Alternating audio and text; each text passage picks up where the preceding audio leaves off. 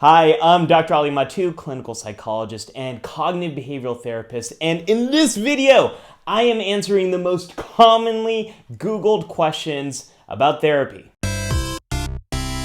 What is therapy like? It's most similar to a coach and athlete relationship. I'm the coach. I know how to help you get to where you need to go, but you're the athlete.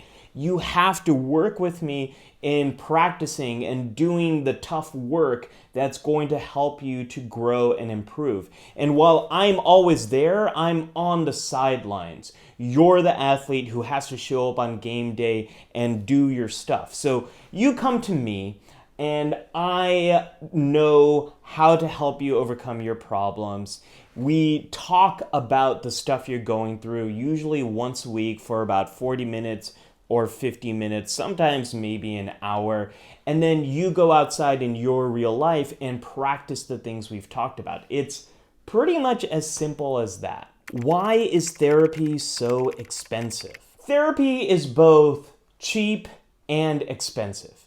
Let's start with the cheap part. You are getting a lot of face time with someone who has a lot of experience and training in dealing with the problems you are experiencing. You're getting like almost an hour of FaceTime with an expert on something you're struggling with. That's worth a lot of money. And you're not paying for things like x-rays or MRIs or lab tests. All of those kind of things really increase the cost of healthcare. All you're paying for is me, the room we're in, and maybe some support team like front desk people or billing people, stuff like that. There's really not a lot of overhead in therapy. So if you look at the minute per minute expertise that you're getting, it's a really good deal.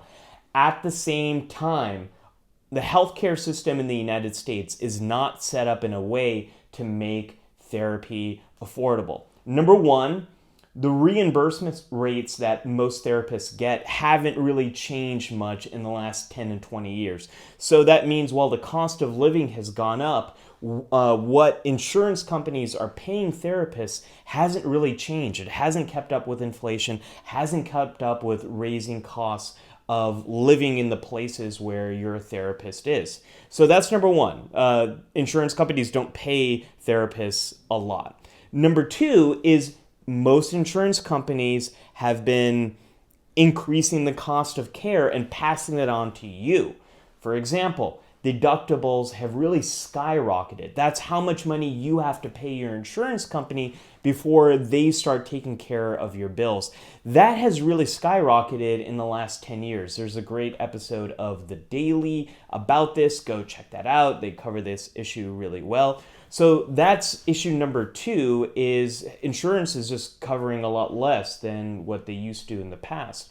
And number three, because of these things, a lot of therapists don't participate in the insurance system at all. They might be out of network, meaning you have to pay them directly, and then they will give you receipts and statements that you submit to your insurance companies. It's a crappy system. I don't like participating in it. I have participated in it. It feels yucky. I don't like it, but it's one of the only ways a lot of therapists have a salary that they can live off of. Those who do fully participate in insurance plans, they tend to not get a lot of reimbursement. They don't get a lot of money from insurance.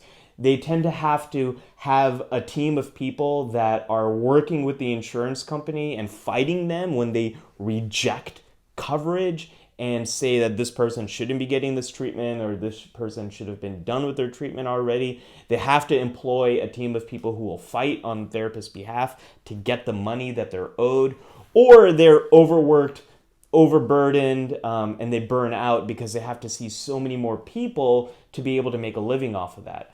What a lot of therapists do is a little bit of both. They might work in a system where they take insurance, but they also have a private practice where they are a non-participating provider who is able to see people at a higher rate, and they kind of balance it out that way.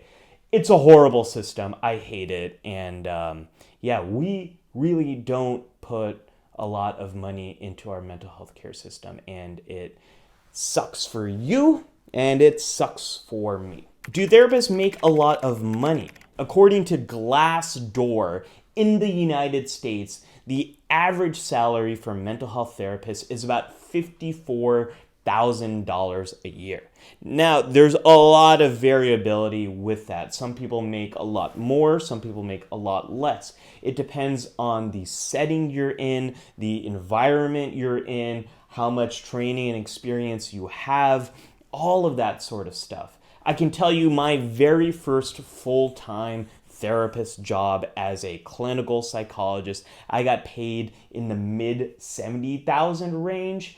At the same time, I was living in New York City, where my rent was about $3,000 a month, and I had $120,000 in student debt. So you can kind of do the math. Are therapists rich? Most of us do okay. Most of us are not rich. Some of us are struggling significantly. Some of us are quite wealthy. Do therapists go to therapy? Totally, of course we do. We have our own stuff that we deal with as much as our clients or our patients do. A lot of therapists get their first exposure to being in therapy in college or in grad school. Back in the olden days, a lot of training programs required that you participate in therapy before you can become a therapist.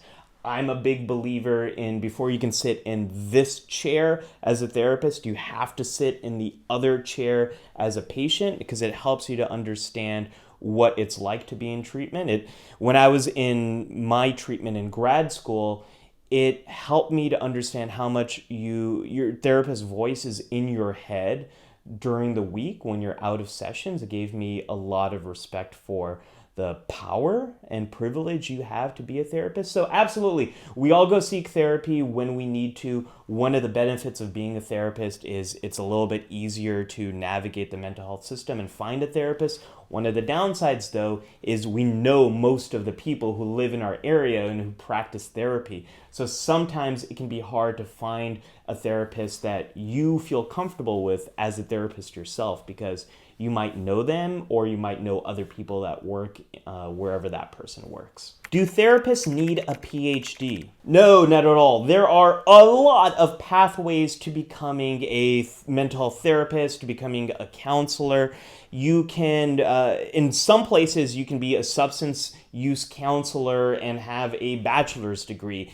For a lot of therapists, your main degree is going to be a master's degree. If you're a social worker, a marriage and family therapist, your degree is probably a master's degree. Some people have a doctorate. Those are people who are a psychologist. They might have a PhD or a PsyD. I made a video about PhD versus PsyD. You can check that out. Some of them might also be a physician who has specialty in psychiatry, so a MD or a DO. There are lots of different pathways to becoming a therapist, and it all depends on the state you live in. So every state has different laws about what it takes to become a therapist and what you can do at that level of training.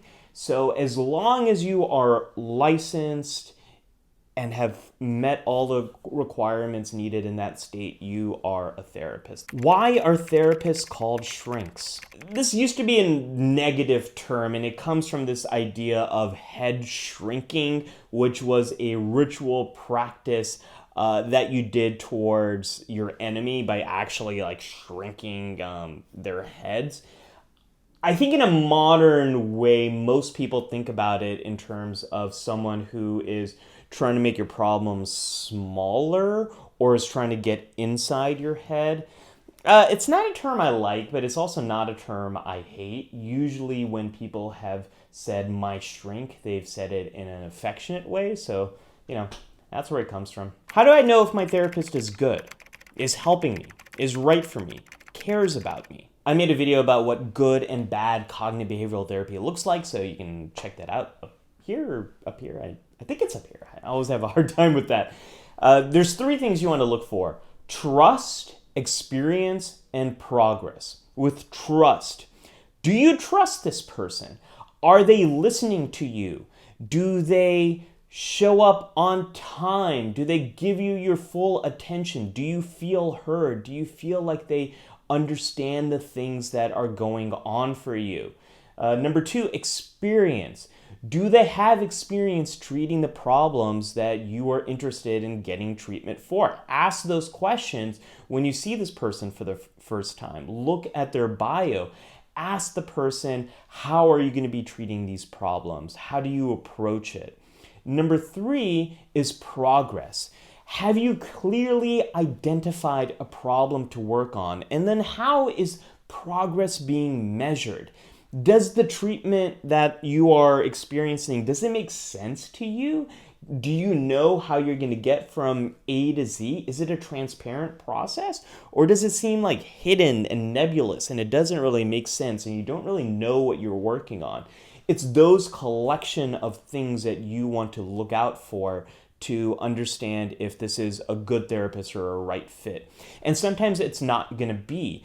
I've had experiences where I might have the right experience that my patient needs, but it's not a good personality match. And we never really clicked. They never really trusted me. And I've also had experiences where I clicked with someone, but I had to tell them, hey, honestly, you're struggling with something. You're struggling with eating disorders, and that's not something I have a lot of experience with. I'm much more of an anxiety, depression, hair pulling, skin picking, OCD kind of person. So let me refer you to another colleague.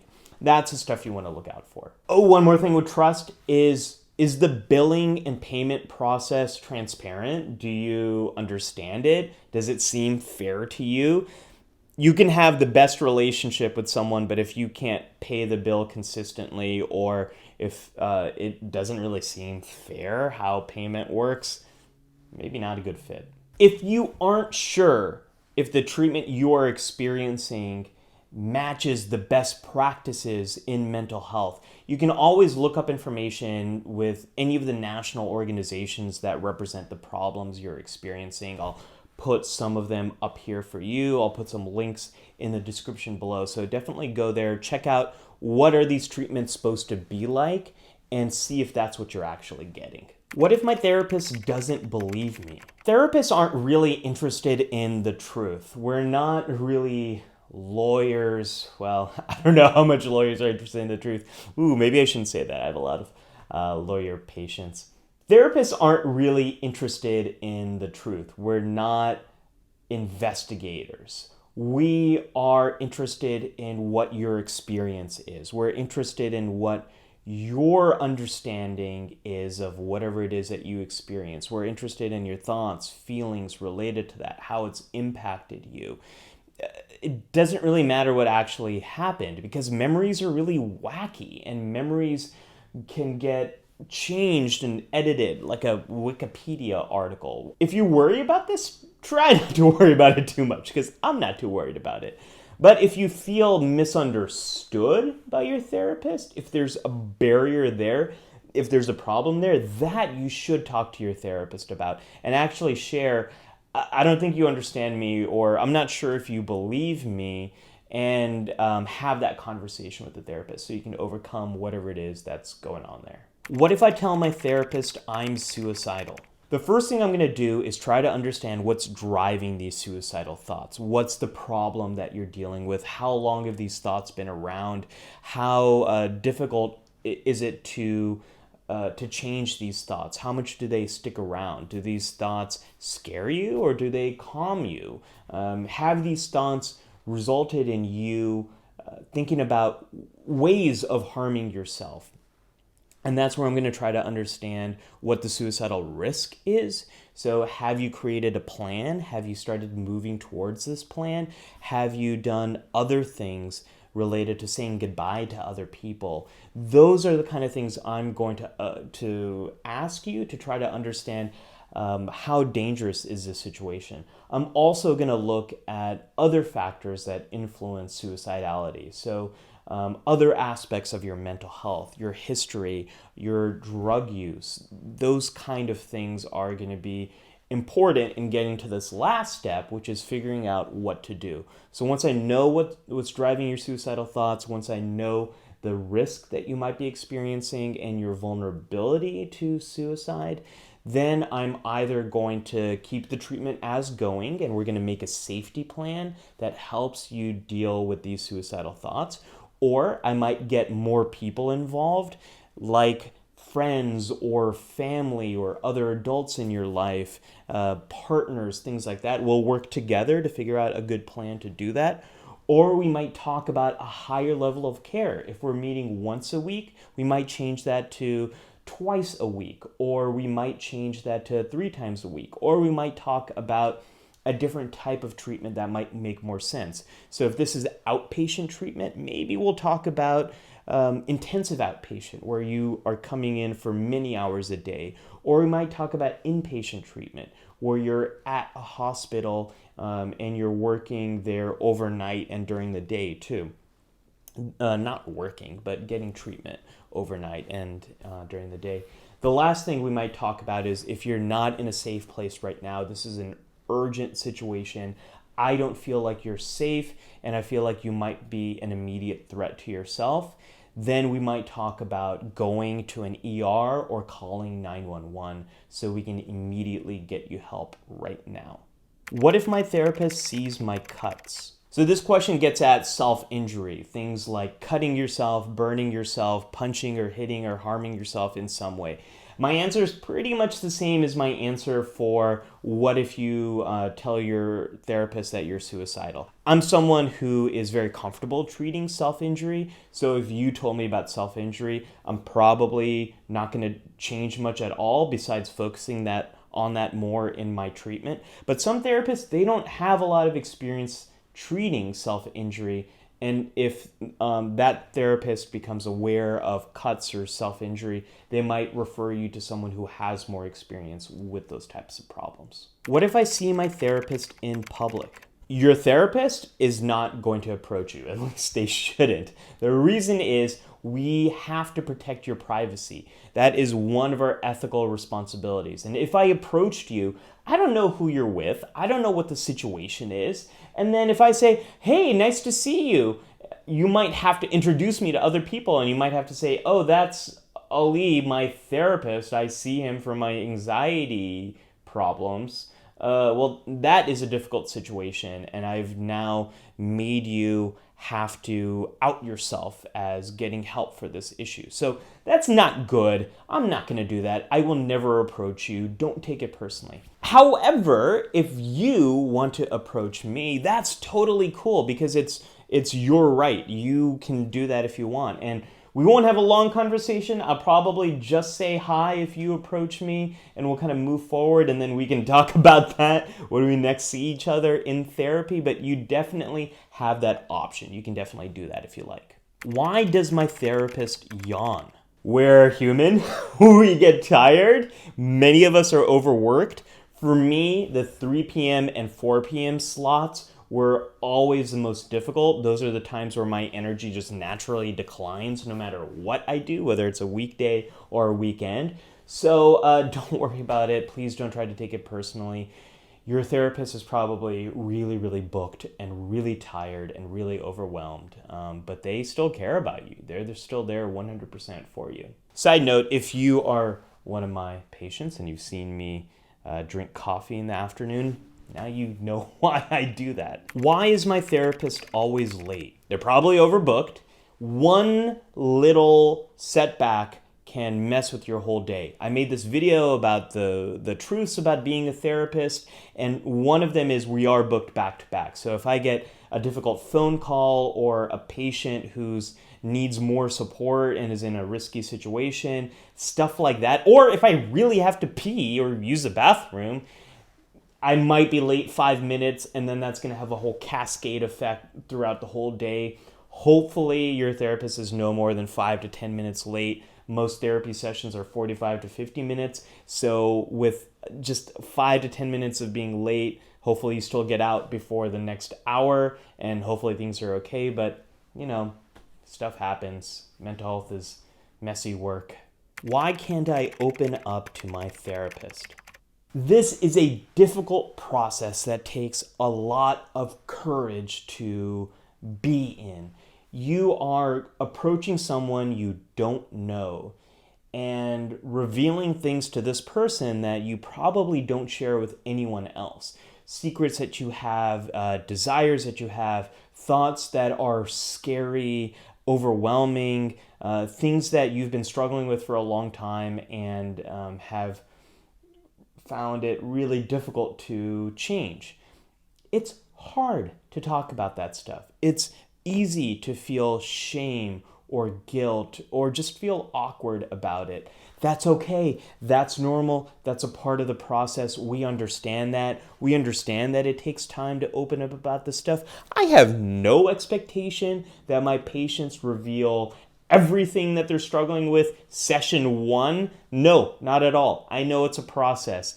And if you are worried about that, why am I struggling to open up with my therapist? Understand that that's normal. And your therapist probably knows that. And if it's something you're really worried about, as I keep saying, share it with your therapist. How do therapists diagnose? I made a video about this, about how therapists analyze their patients. It's based on 3 pieces of information. What someone tells us, what we see working with that person, and other forms of objective information, like a measure or survey or a questionnaire that I might give you. When I'm working with kids or teenagers, or I'm working with a family or a marriage or a relationship, then other people are important data points as well. So working with kids, I'll probably want to talk to parents, definitely, and then maybe teachers if I can access them. And then family or in a relationship, other people and what they share, those are important data points as well. How do therapists engage difficult clients? It's about engaging whatever emotion is in the room. So if I'm working with a kid, I'm going to use play to establish a relationship with them because that's how kids interact with people. They play. If it's a teenager and they're in a session and they don't want to be there, I'm going to engage the emotions they're having. I'm going to be very genuine and very honest about how much it sucks to be doing this thing that they don't want to do, and how can we make sure that this experience isn't a complete waste of time. You'd be surprised how much honesty and authenticity goes a long way towards creating a relationship with a teenager. Most adults are not honest or authentic around them. And then if I'm working with an adult, I'm going to engage the ambivalence. Ambivalence in the truest sense of the word, being torn about wanting to make change and not wanting to make change. I'll talk about what are the reasons for making a change? What are the less beneficial things about making change? Try to understand what the person really cares about and tip the scale towards more change talk, more of an ability to talk about making these kind of changes. And I'll completely back away from trying to make change. We're just going to talk about it and understand what's going on. Help, my therapist is mad at me. So this happens. It happens to me when I've been working with someone and they're late all the time. I mean like really late, like showing up with 10 minutes left in the therapy session, or they keep no-showing on me, or they keep canceling. That really pisses me off. And so the thing about that is the patterns that exist between you and your therapist, those patterns also exist in other relationships in your life. So if I'm getting mad at you for something, there's a good chance that other people are getting mad at you for the same kind of thing. That creates an opportunity to talk about that problem with your therapist, work through it, and in doing so, that'll probably help you to work through those similar problems with other people that you have in other areas of your life. Help, my therapist is an intern. So this is a concern that comes up all the time. The therapist I have is a trainee. And it gets at that idea that the more experience you have, the better therapist you are. And that's not necessarily the case. There's a lot of data that indicates the closer someone is to their professional training, the more adherent they are to new empirically supported treatment protocols. In other words, the closer someone is to their graduation date, the more likely they're doing good, effective care. As you go on in your career, you decline in how adherent you are to treatment protocols. Now, all that being said, Yeah, people are a little bit less experienced as a graduate student, as an intern, things like that. At the same time, there are more resources that are being sent your way as a patient who's receiving care from a trainee than if you weren't seeing someone who's a trainee. They have a supervisor that they're reviewing every case with. So that's like a second pair of eyes are looking at you and the things that you're going through. They probably also have a smaller caseload, so they're less overwhelmed and less burnt out. And they are, what's the other benefit? There's one more thing. Oh yeah, you're getting newer treatments than you would from someone else. So it's a trade-off. Yeah, they're less experienced, but way more resources are coming your way. Help, my therapist is in love with me. Feelings of intimacy come up when you're a patient in therapy. You are sharing so much about your life and who you are with the person you're working with, and that can make you feel very close to them. That is normal and that happens. Now, what should never happen is any physical intimacy. That should never happen. One of our ethical responsibilities as therapists is to not have any dual relationships. That means if I'm your therapist, I can't be anything else in your life. I can't be your lover, for example. So if you feel like any boundary has been crossed, if you feel like there's something's happened that really shouldn't have happened, you should talk to your therapist's boss. You should report them. And if that doesn't work or if that can't happen, you have your state licensing board that you can turn to and you can file a complaint with them and move that process along that way. But no physical intimacy should ever happen. Again, getting back to something I've been saying over and over again, if you feel like, if no boundaries have been crossed, and if you feel like your feelings towards your therapist or your therapist's feelings towards you are getting in the way of treatment, talk about it. Hopefully you can work it out. I feel like that is the summary of this video. I don't know how long it's going to be. Maybe it's like 15-20 minutes, but you could probably summarize it by that thing you're worried about with therapy, totally normal. If you're struggling with it, talk to your therapist about it. Can I be friends with my therapist? Nope, we cannot be friends, and you don't want me to be your friend. Let's think about friendship. You have to hang out with other people, you talk about yourself, you talk about the other person. It's a reciprocal relationship where things need to feel balanced. It's subjective. I'm biased. I have my own motivations. I'm going to get pissed off and mad at you, and then I'm going to stop talking to you, and then we're going to make up, and then we're going to hang out again. That's not what you want in therapy. A therapist is more objective because we're not biased by all this personal stuff. And we are 100% focused on you, not us. We don't have to talk about us. We're talking about you. We're making this all about you. That's what you want from therapy. A more objective relationship with someone who is completely 100% focused on you. I hope this video helped you to understand more about therapy and being a therapist. If you want to learn more about life as a therapist, check out this video. I share everything I wish I knew about this career before I got into it. And let me know what questions I didn't get to that you want answered. Share those in the comments below. If you like this video, give it a thumbs up. Share it with someone who might get value or help out of this video. And if you want more videos where I talk about mental health, where I react and review to things from the perspective of a psychologist, and just kind of share cool stuff that I've learned along the way, be sure to subscribe to The Psych Show.